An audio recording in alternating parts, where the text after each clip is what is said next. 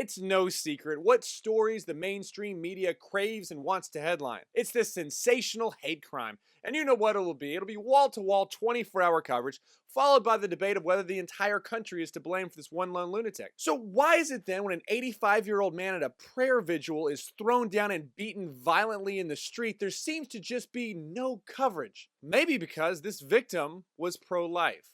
Disgusting. I'm Ben Davies. This is Pure Hollywood.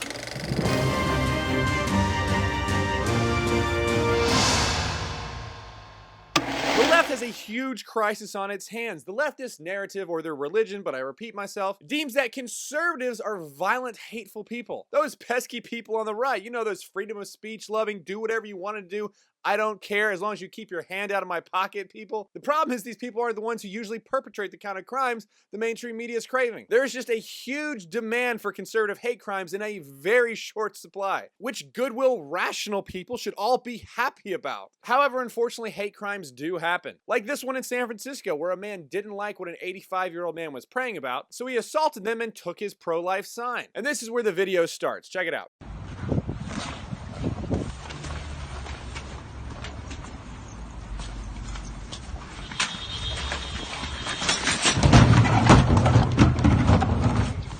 Man, stay on the ground. Stay on the ground, old man, unless you want to get hurt.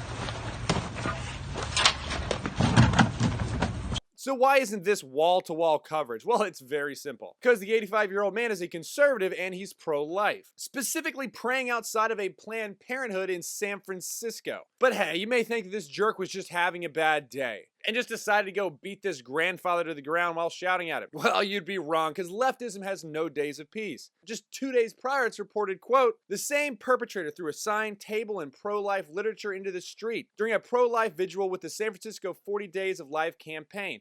2 days before the attack. He knocked 2 men over during that incident as well, including the same elderly pro-lifer he attacked again on Thursday. You know, that man you just saw assaulted. Oh my goodness. And if I were there and that were my grandfather, that video would have ended very differently. But since we're just talking hypotheticals, let's just play a game for a second and imagine with me. Imagine if this man was holding a sign for the LGBTQ community, if it was a pro-choice sign, or if he was praying for all the marginalized communities who are suffering under this white cisgender patriarchy. And then imagine the CNN, MSNBC, and every other outlet plastering social media and their primetime news programs. Unbelievable. Okay, the bottom line is 2 things. If this situation genuinely was flipped, I would still speak out because it is wrong to assault anyone for their peaceful protest or disagreeing with you, or God forbid, holding a different opinion. And also, if the situation is as is on videotape proven, if the hate crimes are against conservatives, the news should still cover it. I mean, if CNN wants to cover hate crimes, there were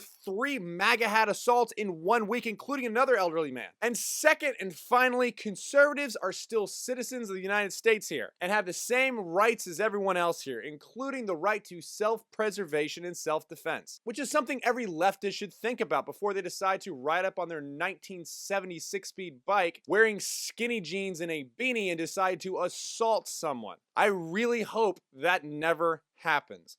I'm Ben Davies. This is Pure Hollywood.